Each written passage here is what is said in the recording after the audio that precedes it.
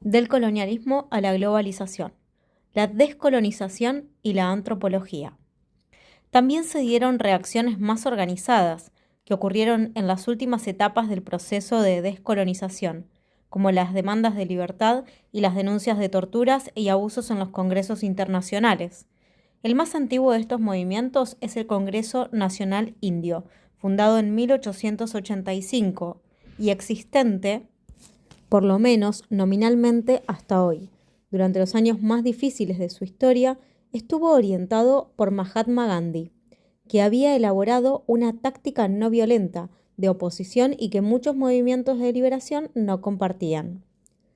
Al mismo tiempo, se llevaron a cabo maneras de resistencia que recurrían a la violencia directa contra los colonizadores y sus posesiones, incendios de plantaciones, muertes, robos, algunas de carácter espontáneo y otras más organizadas. Sin embargo, y a pesar de la variedad de las formas que asumían estratégicamente, todos estos movimientos compartían la necesidad de recuperar la categoría de hombres, la cultura y la historia que les fuera arrebatada. El proceso de descolonización política se inicia formalmente con la independencia de la India en 1947 y alcanza su etapa culminante a finales de la década de los 50 y principio de los 70 en África y el sudeste asiático. La culminación de este proceso llevará a la desaparición de los grandes imperios coloniales en términos territoriales, y el mundo quedará nuevamente escindido. De un lado los países desarrollados y del otro el llamado tercer mundo, categoría que, por efecto de simplificación, comprende realidades socioculturales diferentes, países de América Latina, Asia y África, unificadas por una dependencia económica común. A esta nueva forma de relación se la denomina neocolonialismo y consiste en mantener la influencia económica y el dominio político indirecto que restringen y condicionan la independencia de los nuevos estados. La antropología reflexiona sobre su propia práctica. En pleno proceso de descolonización y a partir de la década del 50, la antropología va a asumir una mirada crítica hacia su quehacer profesional, referida tanto a su objeto de estudio como a algunas de las categorías teóricas utilizadas en las primeras décadas del siglo XX, periodo clásico. En primer lugar, para la antropología, la descolonización significó el descubrimiento de la situación colonial y del subdesarrollo socioeconómico de los pueblos donde los antropólogos habían desarrollado sus actividades profesionales, tomando conciencia, además, que sus trabajos de campo dejaban de lado los fenómenos de violencia y exterminio a que eran sometidos los nativos, inducidos muchas veces por la sociedad de origen del antropólogo. En este nuevo contexto postcolonial, algunos antropólogos van a estudiar preferentemente a los pueblos más transformados por el imperialismo, reconociendo el fenómeno de la colonización como dominación y no como encuentro o contacto entre culturas diferentes. En segundo lugar, y vinculado con el reconocimiento de la cuestión colonial, se incorporará la dimensión histórica, que dejará de lado la imagen de los pueblos primitivos como sociedades estáticas, integradas y aisladas de la nueva antropología clásica. En ese sentido, se enfatizarán los análisis diacrónicos sobre los sincrónicos, estudios dinámicos y procesuales que requerirán, por lo tanto, de la contextualización de las realidades sociales estudiadas. Se incluirá en los trabajos de los antropólogos críticos la noción de conflicto, en términos de contradicciones internas, como algo inherente a todas las sociedades. La historicidad y el conflicto son las nuevas variables que intervienen en los estudios antropológicos. Es el momento en que la antropología parece descubrir a la luz de un mundo que se descoloniza, que el africano, y más generalmente el hombre del tercer mundo, también sea, quizá ante todo, un campesino, un ganadero o un obrero, un ser social e histórico. En una palabra, simplemente un hombre antes que un ser exótico, un indígena o un primitivo. Leclerc, 1972. La incorporación de la dimensión histórica produjo investigaciones que incluyeron los efectos y consecuencias no económicas de la colonización, como, por ejemplo, los conflictos étnicos que afectaron y afectan actualmente a muchos países africanos. Es el caso de las nuevas naciones, independientes luego de la Segunda Guerra Mundial, que fueron diseñadas como unidades territoriales de acuerdo con las necesidades de las políticas coloniales, sin considerar que se agrupaba a etnias con tradiciones culturales y liderazgos enfrentados que se sostenían unidas por la presencia de la autoridad colonial. En tercer lugar, se reivindica el relativismo cultural y la técnica del trabajo de campo, que caracterizaron a la antropología clásica, privilegiándose las interpretaciones que focalizan la perspectiva del actor, es decir, la palabra de los sujetos que se estudian. Como señala Menéndez, será en esta visión EMIC donde la antropología recupere parte de la seguridad que había perdido al reconocer tardíamente la situación colonial. Por último, una de las tendencias más notables está relacionada con la incorporación de las propias sociedades como objeto de estudio. En tanto, algunos antropólogos continuaron con sus trabajos en las sociedades no occidentales y lejanas. Otros se volcaron al estudio de sus propias sociedades y a veces de sus grupos de pertenencia, de su propia etnia. Tercer momento, la diversidad en el mundo global. Si el mundo fuera determinista, no habría lugar para las utopías. Prigogine, Premio Nobel de Química. Si en las primeras etapas del desarrollo del sistema capitalista los estados europeos eran los actores principales de la expansión conquistadora, en las últimas décadas los grandes grupos económicos financieros han ocupado ese lugar. La década del 60 se puede considerar como una etapa transicional dentro de este sistema social en el que se establecen nuevas maneras de dominar el mundo. Algunos de los fenómenos sociales que la identifican son el neocolonialismo, la expansión de las empresas multinacionales, el desarrollo fabuloso de redes de información electrónica.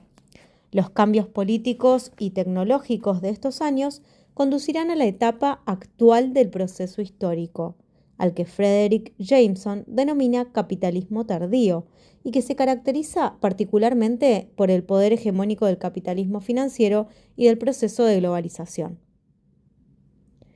La globalización, etapa actual de la expansión capitalista iniciada en los siglos XV y XVI, representa el mundo entendido como un todo, un sistema único con una organización mundial a cargo de estados capitalistas poderosos, que se acrecentó en 1989 con la caída del Muro de Berlín, que representó metafóricamente el fracaso del socialismo soviético.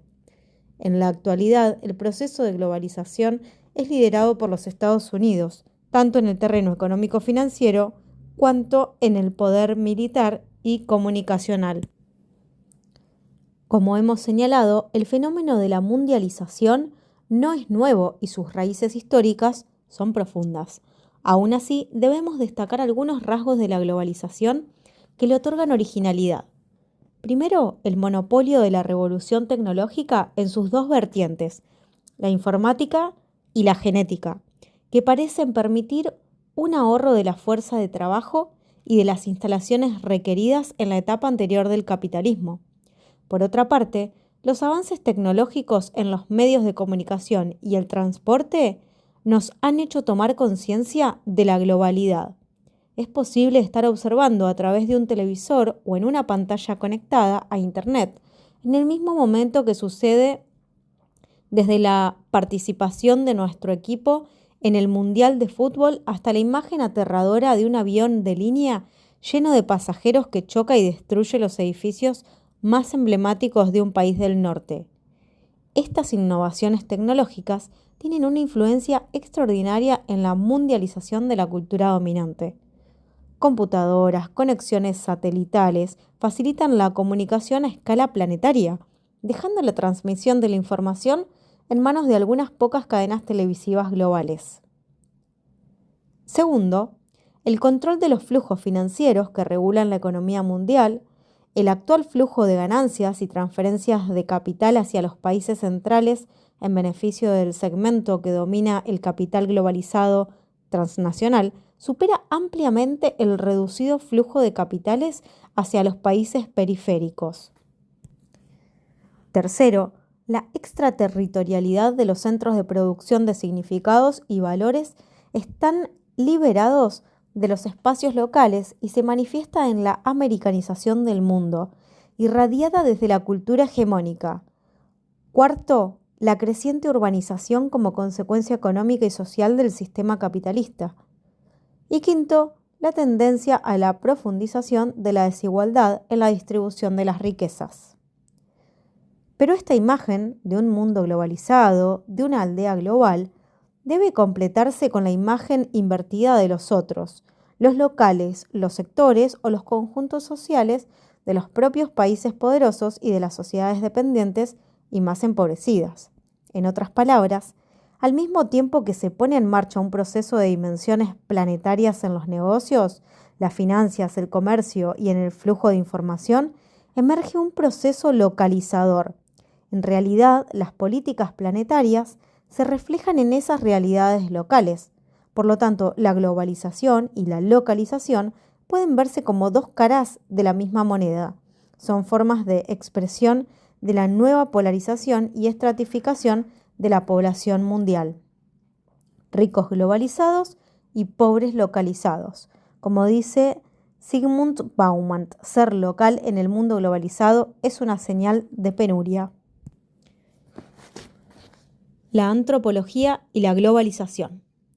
En el ámbito de los conflictos locales es donde la antropología reencuentra su objeto de estudio, inserto en nuevas realidades complejas que reflejan cómo se desmembran imperios o federaciones, cómo se afirman ciertos particularismos, cómo naciones y culturas reivindican su existencia particular, cómo diferencias religiosas o étnicas se invocan con fuerza hasta conducir a la violencia. Y no podemos dejar de incluir en esta realidad social a los grandes movimientos migratorios que reflejan la desigual situación política y económica de las regiones más castigadas y miserables del mundo, que activan y potencian las actitudes racistas y xenófobas en las nuevas sociedades de resistencia.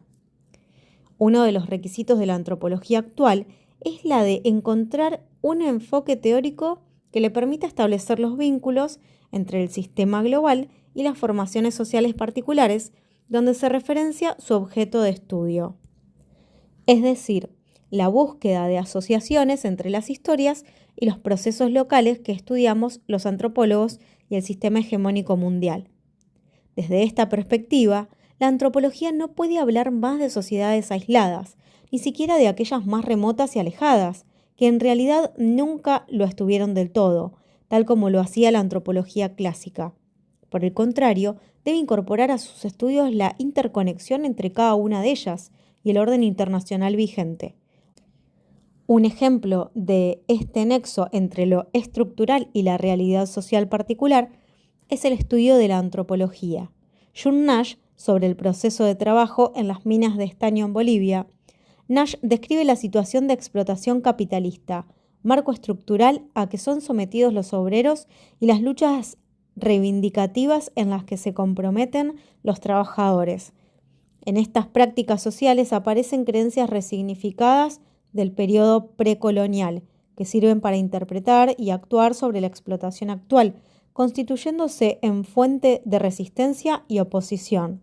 Realidad social particular, como cuenta Pires do Rio Caldeira sobre la investigación de Nash, es en el proceso de trabajo en las minas. La creencia en el diablo lo ayuda a cimentar una solidaridad entre los trabajadores. Y en la historia de los mineros bolivianos, las grandes revueltas y huelgas tienden a ocurrir en épocas específicas, todas ellas asociadas a importantes rituales relacionados con las creencias heredadas del periodo precolonial. Pires do Rio Caldeira, 1980.